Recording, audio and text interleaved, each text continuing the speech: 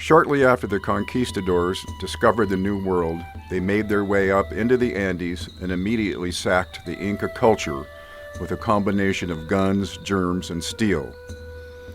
They were near the city now known as Cusco, not too far from the Inca chief's religious retreat at Machu Picchu, the most famous archaeological ruins in Peru. Who wouldn't want to see such a place up in that sacred valley? I was on that list myself, but missed out in the 60s when all my friends went there for their spiritual journey. I was young and had other things to do. Time passed and suddenly I was in my 60s and the spirituality quest gave way to the bucket list. I'm a professional social worker who often travels in the third world, and I know what to expect, so I pack differently than most people. On this trip, I had a giant bag of ski jackets, flannel shirts, and fleece vests in small sizes. I had an idea what I'd find up there in Cusco: the street kids in need. The ruins at Machu Picchu were interesting, but I was more moved by the children in Cusco at the giant Plaza de Armas, with its government buildings at one end and the Catholic Church at the other. The perfect gathering place for tourists and the perfect place for cast-off kids to beg and sell cheap postcards. Most tourists would ooh and ah over them, give up a few coins, and walk away. Not me. I spoke Spanish and had warm clothes to give away. Pretty spiritual, I thought, the night I took over a pizza place with about 25 of the kids. They were an interesting group, descendants of the Incas who had built Machu Picchu. Collectively, they had a story to tell, and being a budding filmmaker, I decided I would be the guy that would help them tell it. When I returned to Los Angeles, I started rounding up the equipment I would need: cameras, a tripod, some batteries, and 30 hours of videotapes. Everyone thought this would be an interesting project: teach the kids how to use the equipment and let them tell their own story. I'd give them a year, come back and edit the footage, and see what that story was. When I returned the following year, fully prepared for my grand adventure, the homeless waifs of the Plaza de Armas had all but disappeared, hustled off to a giant orphanage on the backside of town by some do-gooder Europeans. There was a Chinese restaurant in the corner of the plaza. I soon learned that when you eat dinner early, you mostly eat alone. Unless, of course, you order a couple of beers, speak the local language, and know how to tell a good story. Before my first meal was done, I had the cook, the busboy, and the waiter at my table. That's how I met Edson. He was the waiter with 100 questions. Edson had an interesting story of his own, growing up in the middle of the mountains coffee farming with his family. They lived in a house constructed from whatever was available in the forest. No electricity, and the only running water was in a stream a couple hundred meters away. They were poor, but still the parents insisted that Edson and his 3 younger siblings go to school. It was a 2-hour walk in each direction. About a year before I met Edson, in 2002, the school got electricity and soon thereafter a computer with an internet connection. That was the day he went home and told his parents he was leaving the desolation and hopelessness of the forest. He packed up his stuff and his siblings to go live in Cusco. His parents gave them $36 worth of local money, all that they had, and wished them well. What a compelling story, a microcosm of the social movement created by the internet. The last generation willing to toil in the dirt with no glamour and no glory. "Hey, Edson," I asked, "ever thought of making a movie?" "What do you mean?" he answered. "I know how to tell stories on film about people's lives, and yours is interesting. I'll give you video equipment and teach you how to use it to tell your own story. How's that sound?" "Oh, Roberto, in my dreams I always wanted to make movies." "Good. I've got another 10 days here. We'll do a crash course in filmmaking." Like any other budding filmmaker, Edson practiced with familiar scenes of friends, brothers, local Quechua festivals, and other things. I could hardly wait to get back to Cusco and look at his footage, then give him some newer digital equipment if it looked like he was serious about becoming a filmmaker. He was. He made the same mistakes that we all do in the beginning. Problems with framing, problems with shakiness, backlighting, and sound quality, but I could see he was starting to get the whole idea of how to tell stories on film. The one thing I noticed that was missing was the story of his family back in the forest.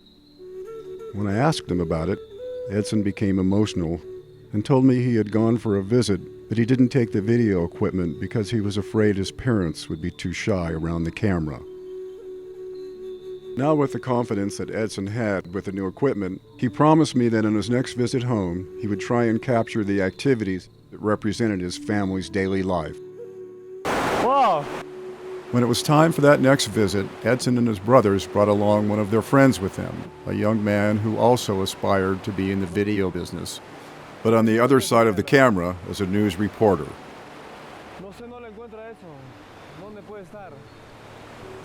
On the trip from the hustle and bustle of Cusco back into the forest, there would be no doubt he would have plenty to report. Amazed by the mountains and rivers, his youthful exuberance was obvious, saying things like, "Wow, I didn't think it would be like this," and "This is totally cool." Edson's brothers thought his friend's comments were funny as they walked along the trail, a hike that they had done themselves hundreds of times just to get to school down in the valley. They had no idea how he would react when he finally saw the family home. The experience would be a lot different than he was accustomed to.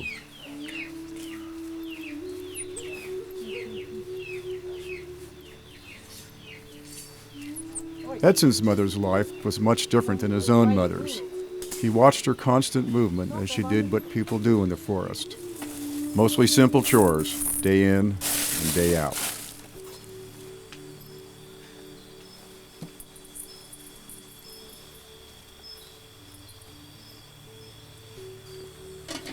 In the evening, Edson's mother would cook simple meals over a wood fire stove with light from a small kerosene lantern. And bugs. There was always lots of bugs. They had no TV, just a small portable radio for entertainment.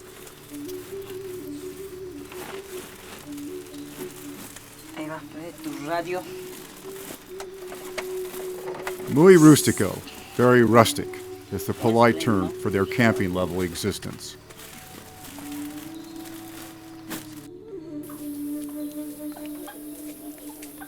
Just one night up there was enough for the city boy, so the next day Edson walked him down to the valley and put him on a bus back to Cusco. ¿Cómo se llama el chico que posee el anillo?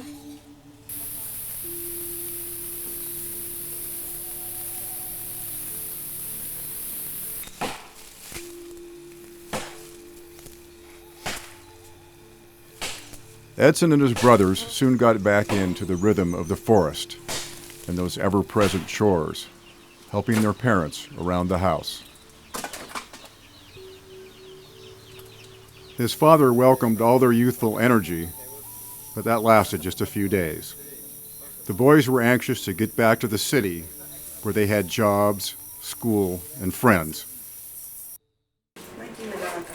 Edson knew I had sent him a box of video goodies, so he was ready to get his new gear and start videotaping again.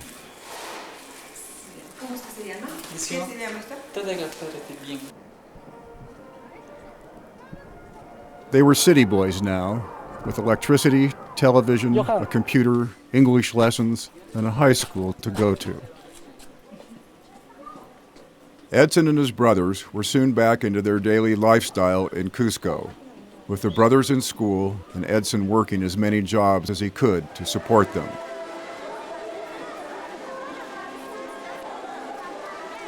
He continued to study English and kept polishing his video skills.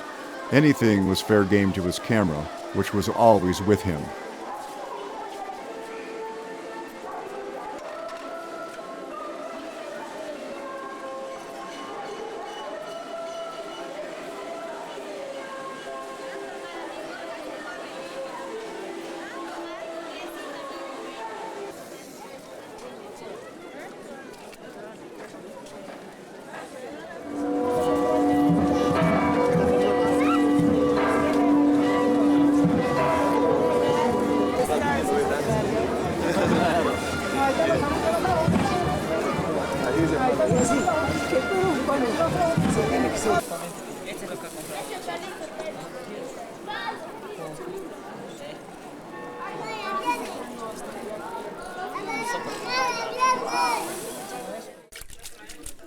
Festivals, dances, friends, and even chores around the house were interesting subjects to be explored.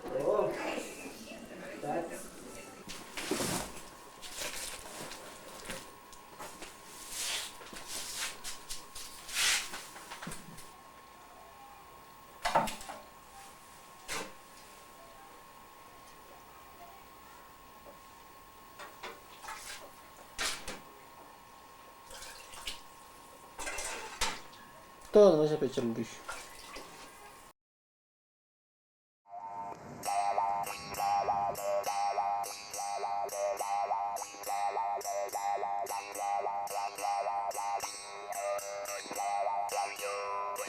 He started to be recognized locally for his video work, and he managed to connect with one of Peru's most famous filmmakers, Cesar Vivanco.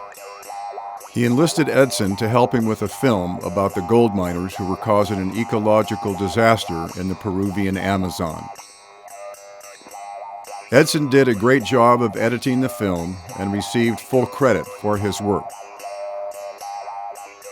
The documentary was shown on national television, and Edson added a special thanks to me in the credits for the support that I had given to him. I was impressed by the quality of his work as much as I was touched by being mentioned.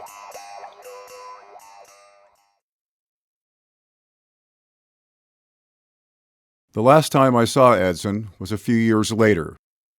I was traveling to Peru again, this time with one of my friends on the Mexican seniors national surfing team. My friend wanted me to do some video and photography work at the international surfing competition he would be in. So I contacted Edson to let him know I had a project and a new camera for him. I asked him to meet me at the resort called Punta Roca, just south of Lima. It wasn't long after we checked into the hotel at the beach that he jumped right in and started shooting pictures and videos and interviewing famous surfers in English. Quite an accomplishment, I thought, for a guy who had never seen the ocean before and only knew about surfing from our conversations and some videos I had sent him. And there we were, me and my Mexican friend, with surfers from around the world together in Edson's country. It was a new world for him, and I could see that he didn't need me for a teacher anymore. He was on his own now, and I would be going home. My work was done, and that project was complete. Well, almost. Edson insisted on giving me proper thanks and asked that I include it at the end of this story. Bueno, estamos aquí en el campo, en Viracochasi. Esa es la naturaleza. Bueno, son casi las 9 de la noche y quiero agradecer a una persona muy especial que ha hecho posible y confía en mí. Es a Roberto, a ti Roberto de Estados Unidos. Muchísimas gracias por todas las oportunidades que me das. Muchísimas gracias por tener de verdad esa gran oportunidad de manejar siquiera una cámara, de estar así, o sea, llevando una vida, digamos, donde tengas más respeto, ¿no? Donde salgas con tu cámara, hagas feliz a unos niños como tú haces feliz a unos niños regalándoles ropa, regalándoles cosas, que tú eres un trabajador social. Hacer esto, yo no lo hago, digamos, de la manera que tú lo haces regalando, pero sí lo hago, digamos, llevándoles un poco de alegría con mi cámara. Ellos cantan, la gente se pone un poco feliz cuando ven, digamos, que alguien le está filmando, que tiene algo de importancia. Muchísimas gracias a ti, Roberto, sinceramente, por haberme prestado la cámara, por tener esas oportunidades de estar aquí.